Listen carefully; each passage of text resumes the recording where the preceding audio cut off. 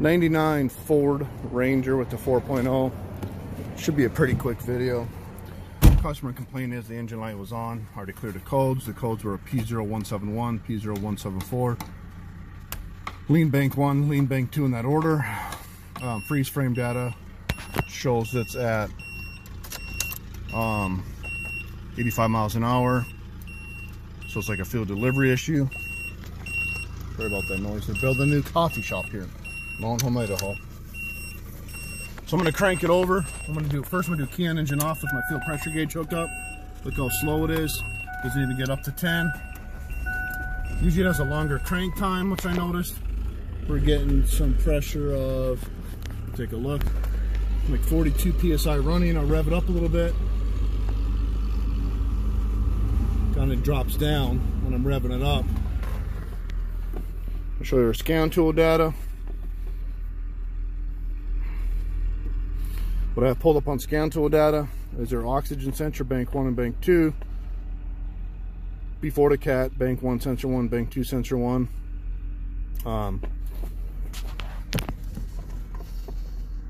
Actually, let me show you something else quick. Let me show you, already cleared to keep alive memory in the codes. Look at the short term. And then let's look at the long term. Look at the long term. Way high, go back to short term, get your customized PID list, parameter IDs. So our short term's not too bad, but when I cleared to keep alive memory, this is way positive. Then it goes into your long term, and it didn't get better as I revved it up, so it's telling me not a vacuum leak. So let me show you what I did here. See if there's any codes. I don't think there's any codes right now because I cleared them. Should just have a P1000. Yep. Let me go back and do the keep alive memory to reset all of our field trims under service tab. Powertrain. Got key on engine off. And look at fuel pressure drops right away as soon as I turn it off. That's not good. Let's reset the cam. Show you what we're going to do here. Switch the ignition off.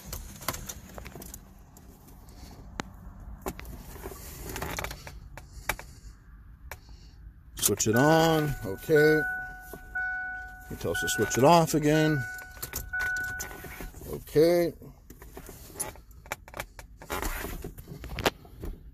And it cleared to keep alive memory. Let's turn it back on.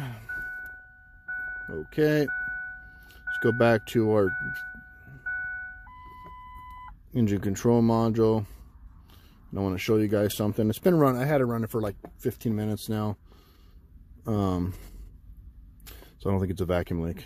It's field delivery here. Once this pulls up, hopefully I can get this on camera when I'm driving. It's kind of hard to do all this in film. Alright, so what I got pulled up is our fuel loop status. We're in open loop right now, long and short term. Clear to keep alive memory. Let's go ahead and start it. Long crank time, fuel pressure finally builds up. We'll get it in closed loop here. It's in open loop right now.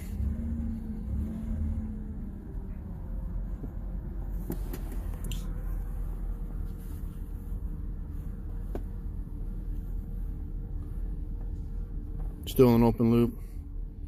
There's a bee in here chasing me. Fuel pressure is, I can't really see it from my angle, but it's whatever, 40 something. Okay, we're in closed loop. Look at the short term go way up. Eventually I go in the long term. If I give it gas and I rev it to 3,000, if it was a vacuum leak, the short terms would drive back down. We're at 3,000, 3,500, still way high. Not a vacuum leak. So now let's do our oxygen sensor. We're going to do our wide open throttle check. I'm going to show you why. Well, before we do, let's do mass airflow.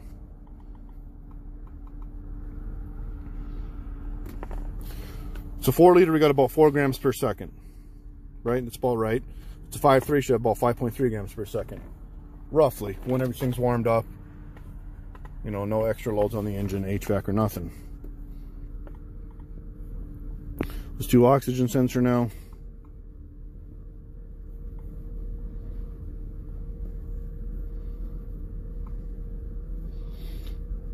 So we want 1-1, 2-1. So when I do wide open throttle check, I want to see this go full rich. 0 meaning lean, 1 meaning rich. Even though it doesn't, it goes in open loop when you do wide open throttle. If it's full lean, we got a mass airflow issue, which I don't think. I think we have a fuel delivery issue, is why we got our gauge hooked up. You can go in second gear and do it.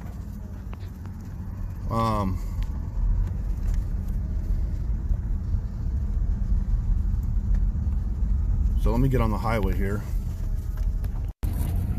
All right, so we're driving now. I'm in first. Let me get to second. So I'm in second gear. I'm going to smash it to the floor. To the floor, to the floor. It's lean, lean, lean, lean, lean. If you look at that, it's lean the whole entire time, which is not what we want. That's lean. We want it to stay up there. That tells me it's mass airflow or fuel delivery. I think our mass airflow is good. We got fuel delivery. Now watch the gauge. I'm going to go to the floor. To the floor. Look, we're losing fuel pressure. Let off, it comes back. We're losing fuel pressure. That proves right there that we got a fuel delivery issue.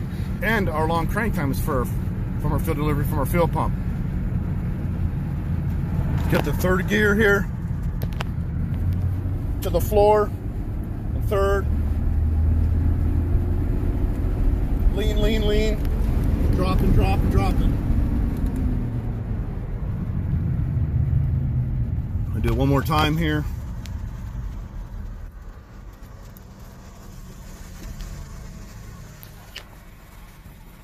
So,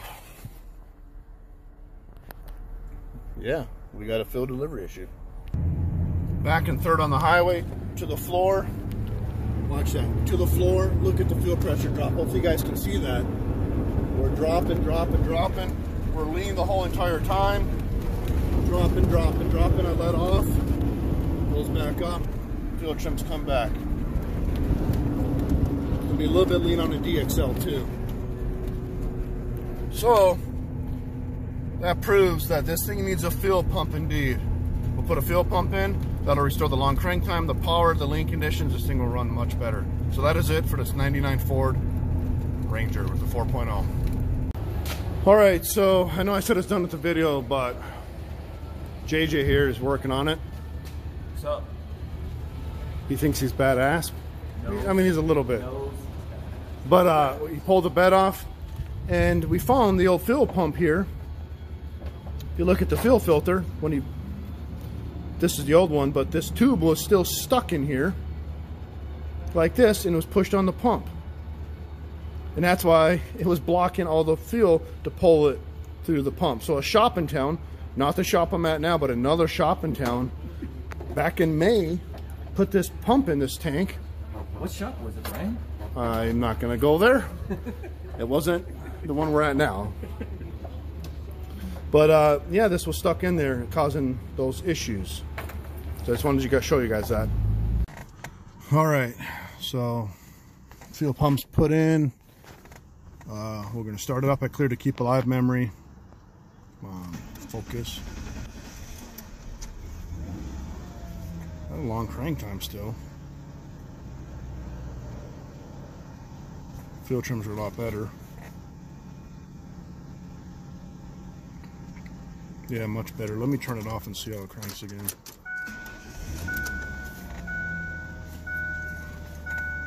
We get it to, well, actually, we got to get the closed loop to say the fuel trims. We don't know if they're better because it's an open loop. Let's get it to closed loop here.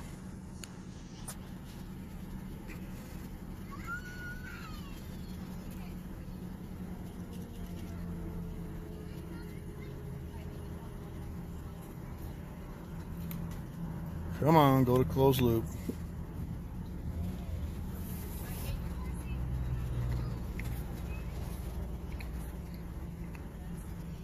Still an open loop.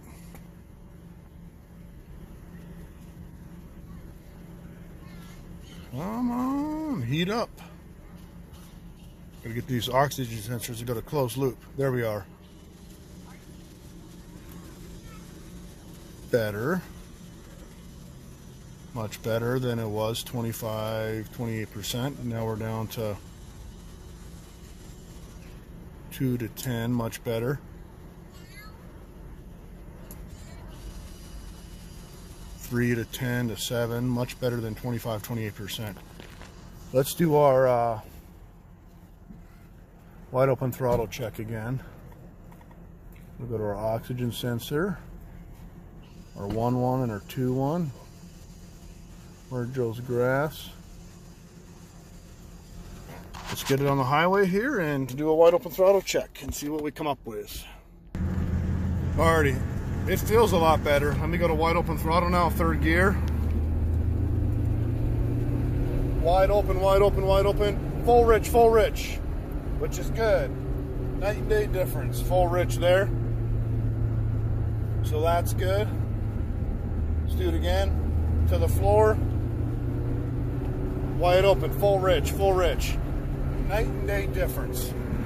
We'll get back and check our fuel trims one more time and make sure we're good. Now I'm in 2nd gear, wide open throttle, full rich, night and day difference. I can even feel the power difference as well. I'd hook up the fuel gauge, but there's no need to. We proved it on there with the scan tool, but let's check our fuel trim when we get back to the shop.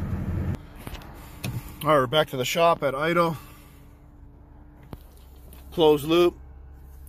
Short term is good, long term is good. Before the short term we go in the long term, 28%. It is a night and day difference.